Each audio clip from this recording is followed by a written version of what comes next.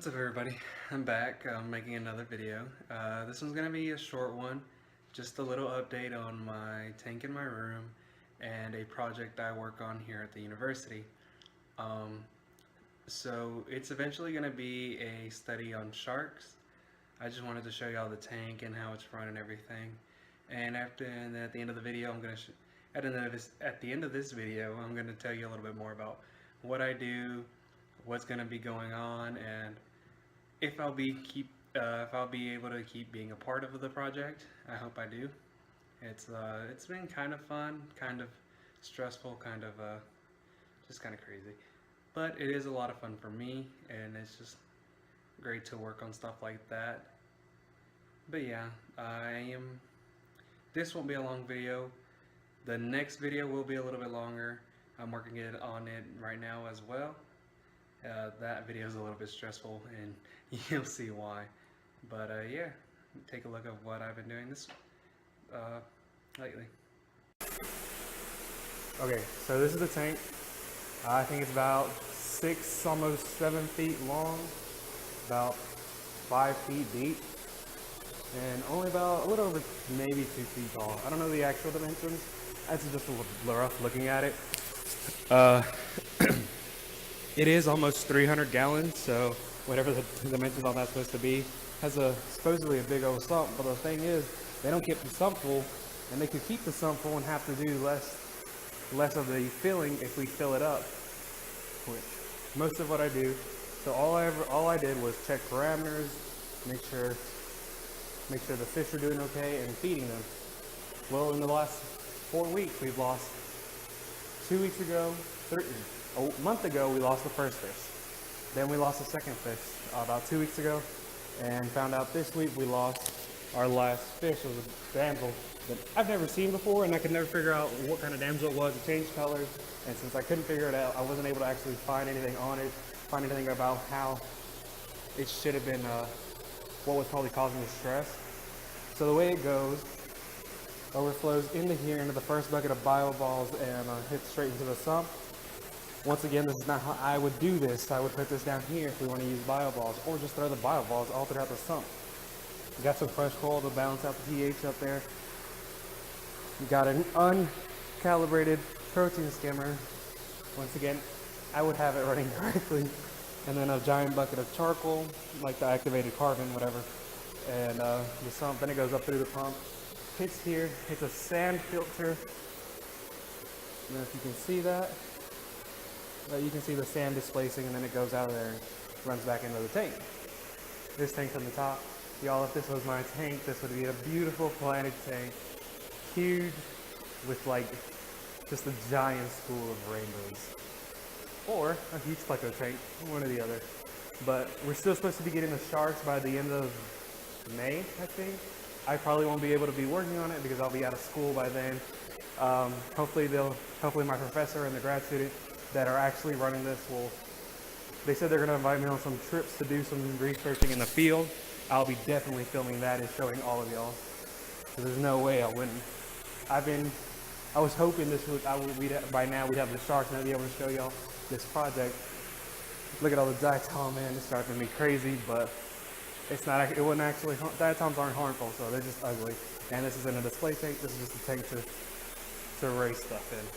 The sharks we're supposed to be getting are bamboo sharks, and they'd be in here. These PVC were for the damselfish. They made their little territories. I don't know what happened to the last one.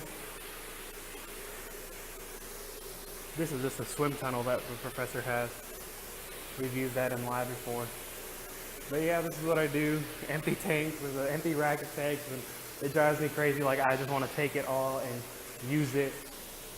All this stuff is going to waste. The stuff is not being run correctly, and it just shows the big difference between biologists, marine biologists, and those who and fish keepers. Then my thing, I do have a little interest in going into marine biology, but probably conservation or something else. Right now I am a pre-med student. This is just a little thing. Researching, you know, and it looks good on my resume, so I decided to jump into it. Once again, this is not how I'd run this. I'd run this sump completely differently. Even if these were my only tools, I would have a much better way of running this. I wouldn't say better, a different way. I don't know if it would be any better.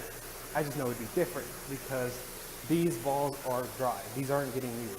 They hit the bottom, and this is probably as much water that's in there, so it just goes straight into there. So obviously you can tell bio balls don't do anything if they're not wet. So those are just things I've always had problems with. So like, it's not my project. I can suggest things, but if they don't want to change it, it's not mine. I can't change it. If this was mine, it could be totally different looking display. Well, actually, let me display. I mean, it'd still be for research, but it would just be run differently. Anyway, guys, hope you kind of like this little look. And I also I was hoping that the fish would still be here because I didn't do it last week and I wanted to film it last week, but I didn't think about it. I had class, so I had to rush out of here. But I wanted to catch the damselfish in here because I always hear the jokes and Corey's and Bob's from Steam Aquatic and Aquarium Co-ops in their live streams joking about how they would run either their 240s or their big tanks with just the beta. Y'all should have seen it when it just had a damselfish in here, a tiny damselfish going round and round, going round and round. But anyway, thanks for watching. I'm just doing a little short video. A little update on the tank. Neon's doing good as ever. Little Rainbow's doing good. Just fed them. They're doing a bunch of green beans. Bristlenose is going crazy. They do love them. So do the auto sinkless.